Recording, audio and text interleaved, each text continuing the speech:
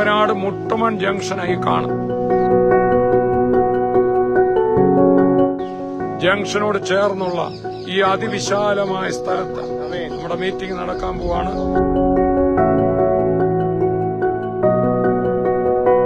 കഴിഞ്ഞ തവണ കുമ്പനാട് മീറ്റിംഗ് നടത്തുമ്പോൾ മറക്കാനാകാത്ത സൗഖ്യങ്ങൾ അവിടെ ഉണ്ടായി.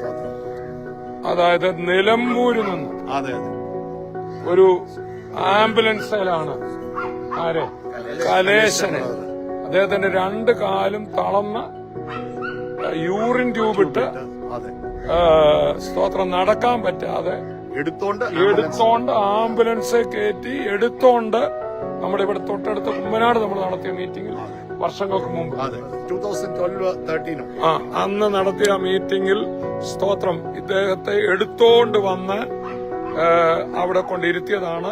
യേശുദാസ് ബ്രദറും കൂടിയാണ് അന്ന് അദ്ദേഹത്തിന് എടുക്കുമ്പോ എന്നോട് പറഞ്ഞ് ചേർത്ത് പിടിക്കല്ലേ, അസ്ഥിയല്ല ഒടിഞ്ഞു പോയതാണ്, അതുകൊണ്ട് എന്നെ താങ്ങിയേ എടുക്കാവൂ, എന്റെ ഇവിടെ അര അനങ്ങരുതെന്ന അദ്ദേഹം പറഞ്ഞു. അങ്ങനെ ഞങ്ങൾ ചേർന്ന് എടുത്ത് ഈ വീൽ ചെയറെ വെക്കുമായിരുന്നു. വീൽ ചെയറെ വെത്തോണ്ടാണ് ഞങ്ങൾ തെള്ളിക്കൊണ്ട് സ്റ്റേജിന്റെ അടുത്തോട്ട് പോകുന്നത്. അല്ല, പെട്ടെന്ന് പുള്ളിക്ക് എഴുന്നേക്കാൻ തോന്നുന്നു. പുള്ളിക്ക് അവിടെ വെച്ച് എന്നോട് പറഞ്ഞു എനിക്ക് എന്തോ ഒരു ഊർജ്ജം വന്ന് എന്നോട് പറഞ്ഞു, ഊർജ്ജം ഉള്ളിലേക്ക് വരുന്നു. ഓർക്കണം, അദ്ദേഹം ഒരു ക്രൈസ്തവനല്ല. ഞാൻ പറഞ്ഞു ഈ വചനങ്ങളൊന്നും കൂടുതൽ അദ്ദേഹത്തിന് അറിയത്തില്ല.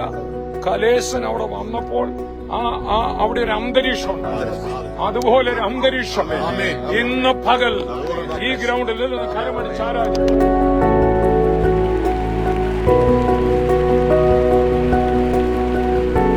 കൈനീട്ടുന്ന ഈ ഗ്രൗണ്ടിലാകെ ദൈവത്തിന്റെ വലിയൊരു പ്രവൃത്തി യേശുവിന്റെ നാമത്തിൽ നടക്കുന്നതിനായി സ്തോത്രം.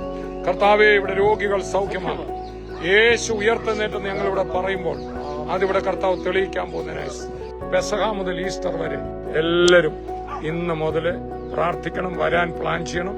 സ്റ്റേറ്റ് ഹൈവേയുടെ തൊട്ടടുത്താണ്, വരണം. ഇഷ്ടംപോലെ പാർക്കിംഗ് സൗകര്യം എല്ലാം ഉണ്ട്, വരണം. ഇപ്പോഴേ പ്ലാൻ ചെയ്യണമെന്ന് ഓർപ്പിക്കുന്നു.